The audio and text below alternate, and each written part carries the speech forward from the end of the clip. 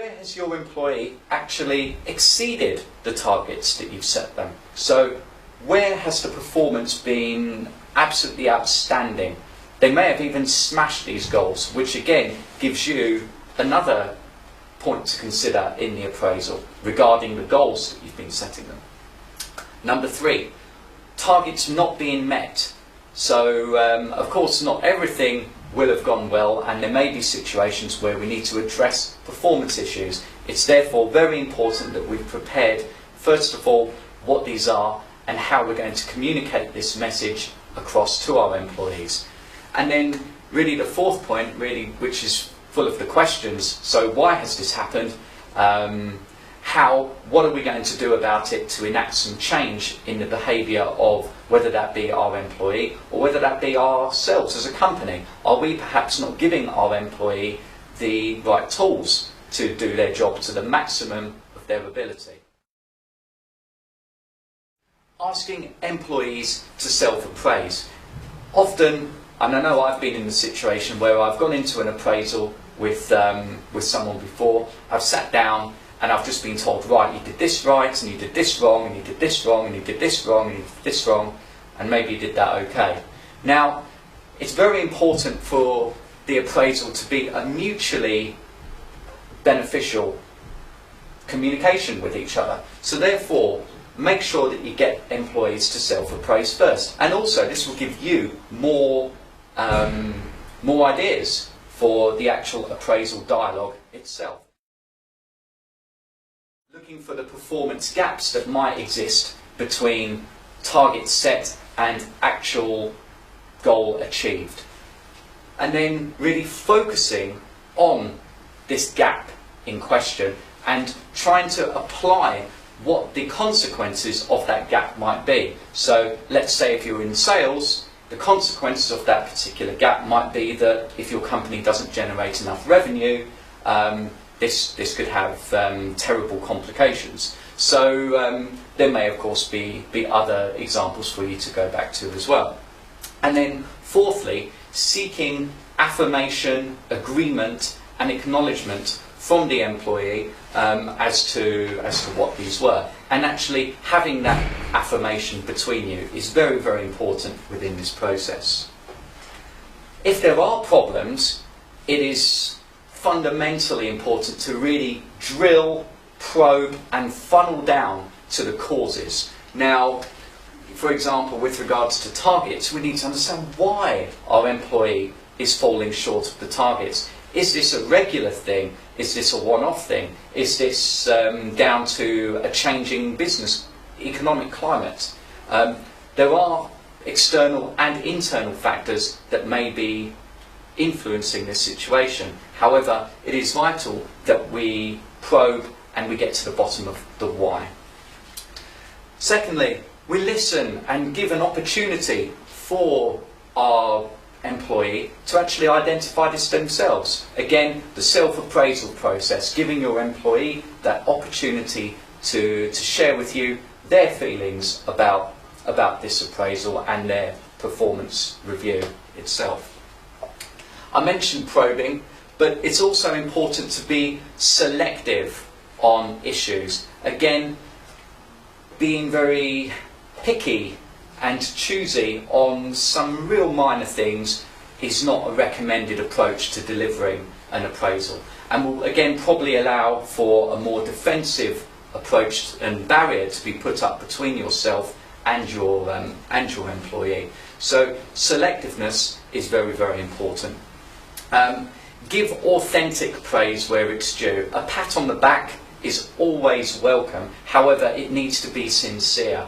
And during the appraisal process, yes, by all means it's important to compliment, but we need to avoid the false compliments and the exaggerations, which sometimes can happen when we start to feel the pressure when we're delivering what might potentially be negative feedback to our employees.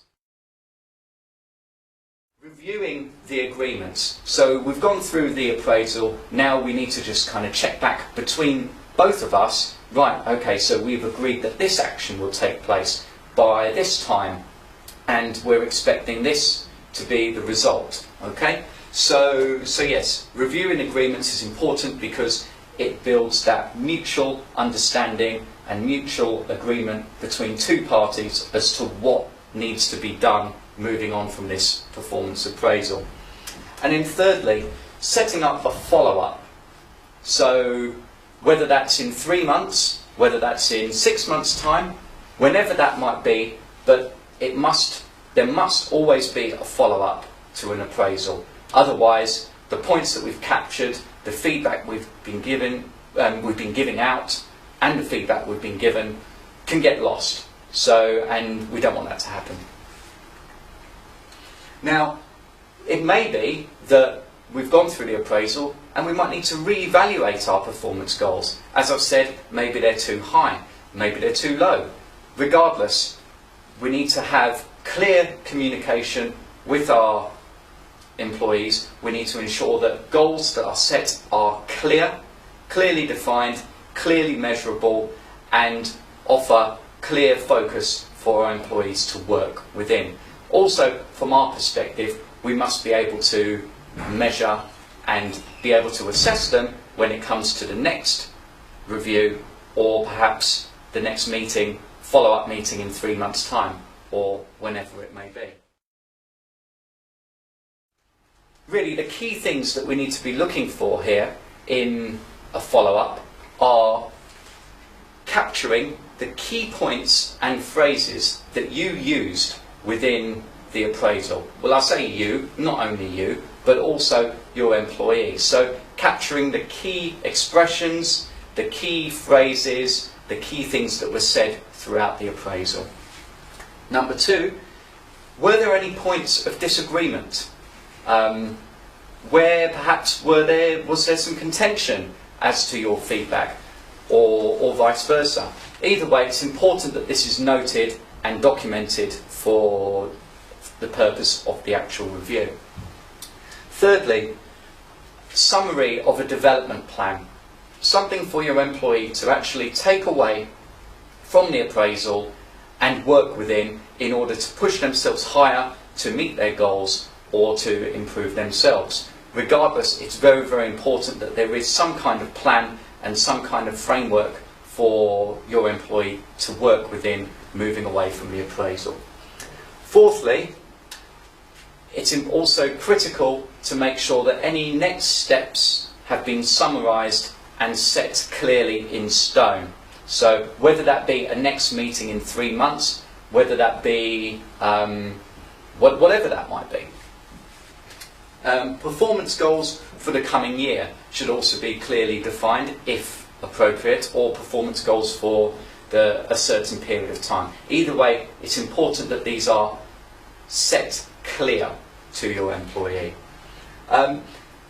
We've talked a lot about goal setting, but also determining what support might be necessary. As I said earlier, the employee must be aware that this is a two-way process between you as their boss and them as their subordinate, but also that their feedback and their opinions are highly valued in this process. So therefore, by determining any support needs and showing empathy, this will enable you to also extract more of your employee's potential than you may have been able to if you hadn't done so. Moving on to the last 2 points, again, checking for progress after we've set the development plan in place. So when we get 3 months down the line, just how much has our employee been able to push on from the feedback we gave them.